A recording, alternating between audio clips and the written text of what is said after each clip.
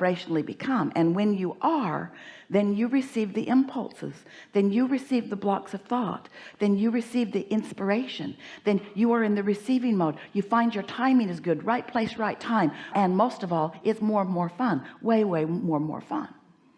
For a while we said to you, everything you want, you included, is in your vortex, so just get in there. And you listened to that for a little while, then you became a little impatient about it. How do I get in? Where is the door? And we say, you know, it's not like a college degree where once you get your certificate, it's yours forevermore. It either is or it isn't in the moment, depending upon your vibrational balance. So if you're in a bad mood, you're nowhere near it. If you're feeling wonderful, then you are. Your emotions are the key. They are your indicator of how close to being in the vortex you are. And then we began a more easy for you to understand analogy.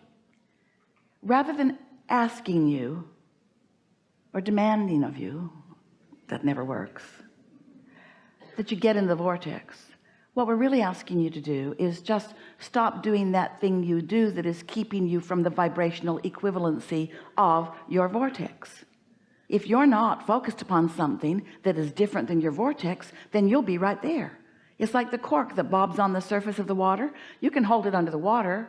That's unnatural to the cork. It's what negative emotion is in our analogy. But when you let go of it, it will bob right back up. If you'll discontinue doing that thing you do where you hold yourself out of the vortex or away from the vibrational receiving of it, when you stop doing that, then you'll be in the receiving mode.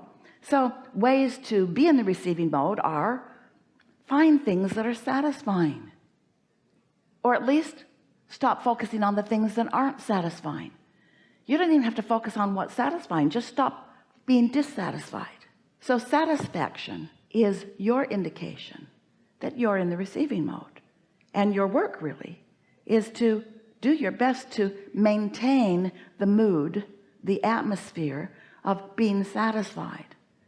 But if you're like most humans, your satisfaction or dissatisfaction is all about what's already manifested, which means you're in deep doo-doo, because you can't stop asking for new, and the new is rarely an instant manifestation. So there's always a gap in that creative unfolding in terms of the idea and it manifesting fully in your experience. And if you are fixated on looking at what is, then you may very well, if you're like most, find a rather large measure of dissatisfaction, which is what's slowing the whole works down. So we want to talk with you about how you can be more satisfied. We want to talk with you about rampages of appreciation. We want to talk to you about books of positive aspects. We want to talk to you about all of those things, sort of, kind of, blah, blah, blah. But you know the difference between positive emotion and negative emotion. How many hundreds of thousands of books have been written on positive mental attitude? People in sports have been doing it and knowing it and understanding it and achieving it for a very, very long time. Lots of other people, you have too. But we want you to understand the vibrational basis behind it, the universal laws behind it. We want you to understand first that you are a genius creator here to create, and that in the creation you're going to see things you don't want, and that is normal. And when you see things you don't want, that's step one, and it matters very much, and you have asked. Just don't spend your whole life in step one. And something that you have accomplished, if you are like most humans, is that once you know that you want something, and you spend so much time assessing where you are in terms of manifestation in relationship to this thing that you want, you have this tendency, we love you so much, you have this tendency of feeling like you need to explain, justify, rationalize why it hasn't happened yet. It's their fault, or I'm not good, or I'm not worthy, or all of this stuff that you just make up that has no actual validity whatsoever. But you base your perception on what's manifested so far, which is really hard for you because you want it, it hasn't manifested, you notice it hasn't manifested, so it doesn't manifest. So you bang around in more life and you ask for more, but you notice it hasn't manifested. And because you're noticing it hasn't manifested, you're not in the receptive mode, so you don't let it manifest. And then life causes you to ask for it more. So, oh, you should take a peek into your own vortex. You should see what you've put there. You should see what's all queued up for you. You should see what your inner being is attracting by law of attraction on your behalf. And if we were standing in your physical shoes, we'd find ways of letting it in. The biggest, most important way that you could easily tune to the frequency of your vortex, that you could easily become a steady vibrational equivalent to the vibration of your vortex, which means then what's in there can easily flow into your mind, into your impulses, into your receiving. Because really, you don't want somebody else to do it for you, do you? No, say no. No, you don't want someone else to do it for you, do you? Really don't. You think you just want the manifestation to drop into your experience, but you don't. You don't. You are the creator of your own experience. You want your hands in the clay. You've just been frustrated because you've been asking and you're not seeing it. It's like God or somebody must be out to lunch. Where's the delivery system here? Abraham, if all that money's in the vortex, how do I get it out of the vortex and into my bank account? How do I make that happen? And we say, you got to raise your vibration, which means you've got to lower your resistance, which means you got to feel good. You got to feel satisfied. And what we've noticed as we've been watching you is that the fastest way for you to get to a consistent allowing of what you want is a daily meditation in which for 15 or 20 minutes, that's all, you sit with the intention of quieting your mind, which simply means you just focus upon something that doesn't matter very much to you. Esther, if she were deciding that she were going to meditate in this room, she would sit, take her shoes off, get comfortable, put her feet on the floor, leave her shoulders loose and her hands in her lap, and breathe a little bit. And then she would listen for something in the room. Sometimes she even uses her cell phone because she's got an app that has sounds on it. But in this room, she would listen for the sound of the air conditioner. Do you hear it? The reason that that's a particularly good thing to focus upon is because you're not talking smack about that. I've heard better.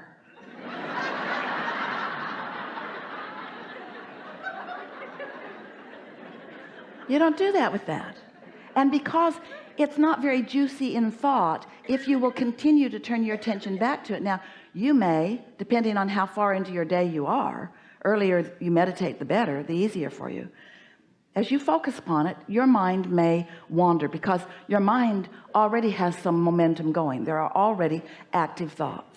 So the whole point of meditation is to distract yourself from the thoughts that are active, because when you distract yourself from the thoughts that are active, you're no longer adding to the vibrational momentum of the thought.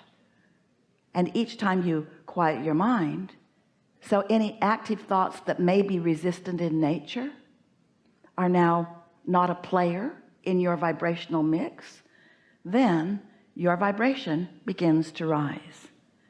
And it doesn't take long before you're in sync with who you are. Now, don't be upset if once you've found that place of detachment, if thoughts are flowing in your mind, just ask yourself the simple question. Okay, the thoughts are louder now than the air conditioner that I was focused upon, but are these thoughts satisfying? And if the thoughts are satisfying, then just know that you are most likely in the receiving mode, and that you and your inner being are sharing these thoughts.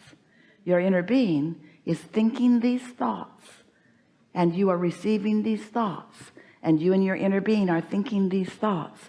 And the momentum, can you feel it in your body? Some of you can, can't you? The momentum of these thoughts is the process of thoughts turning to things.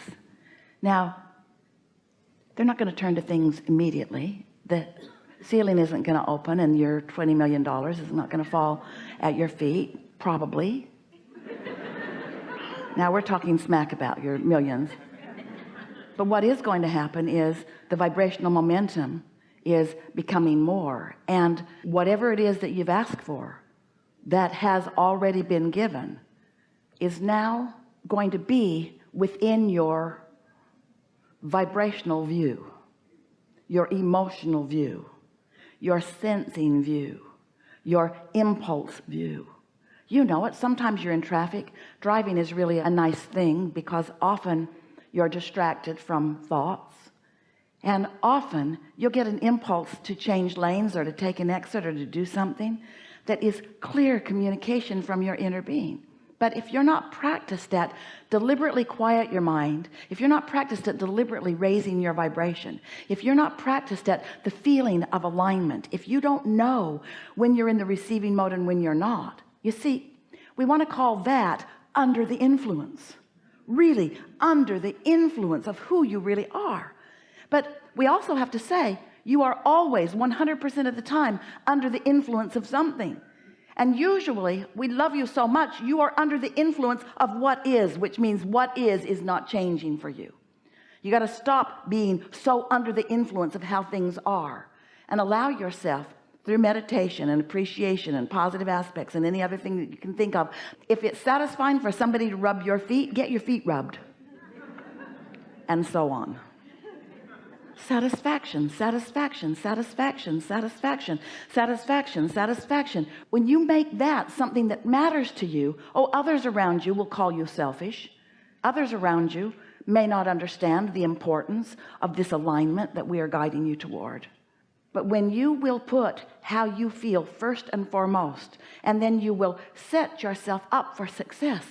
One day many years ago, Esther was talking to her daughter Tracy, and Tracy's children were little, and Esther was on the phone with her, and Esther said, "What are you doing?" And Tracy said they were getting ready to go out for the day. They were going to meet Jerry and Esther somewhere, and Tracy said, "I just want to set them up for success for this day." And Esther said, "What do you mean?" And she says, "I mean, I want them to have eaten. I want them to have had their nap. I want them to be in the place where they are going to have the best day with you guys." Isn't that a nice thought?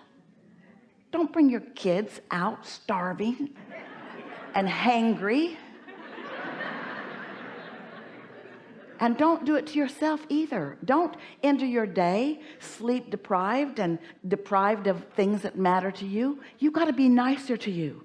You got to put yourself in the place of more moments of your day feeling satisfaction, which means you got to tune yourself to the things that are. Esther was on an airplane flying into White Plains, and she was basking in the beauty of the day. Oh, such a pretty day, such a nice flight, such a nice airplane, such an easy commute. She had her neck pillow, her lovely neck pillow. She takes it everywhere she goes. It's odd she doesn't have it on now. And then she thought, "Oh, I am just the slightest bit chilly." So she took the blanket and unwrapped it and pulled it up and had her eyes closed, basking. And flight attendant came to her and he touched her. She opened her eyes. He knew that she had just settled in for her long winter's nap. And he said, "Here's a bottle of hot water. It will keep you warm." And he had taken a water bottle, must have put it in the microwave. It was very hot, had wrapped a napkin around it, and Esther said, "I love you." Is that an interesting thing? Is that way, way, way, way out there? Have you ever heard of such a thing? Who does that? More important, who gets that? Esther says, "I do, I do, I do." In other words, when you're basking, when life is good to you and you know it, life must be good to you. It cannot be otherwise. And the universe will then have to knock itself out to give you yet another way. Esther thought, "You could rub my feet." You get what we're saying. Be nice to you. So, what do you want to talk about? We're eager to visit with you about anything that matters. Going to have a really good day. There's a lot of trouble in this room.